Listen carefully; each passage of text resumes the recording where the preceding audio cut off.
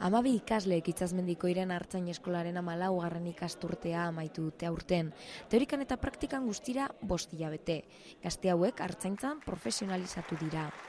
Ikastaroak iraun duen bitartean, Artaldea Santxez gainera, laborategiak eta gestio zentroak bisitatu dituzte. Elikadura, gaixotasunak eta genetikari buruz ikasi dute.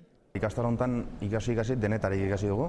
Bai, artzantzarekin erlazionatua dagoen guztiakin, eta gehien bat sanitarioak eta ardiendako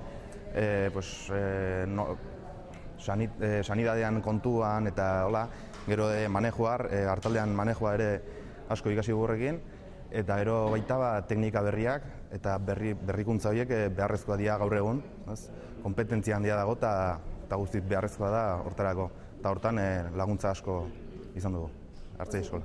Ikastaroaren itxiera ekitaldian Zestoako Angel Errasti artzainari eta Neiker erakundeari omenaldia egin zaie. Artzaintza sektoreari egindako ekarpenagatik.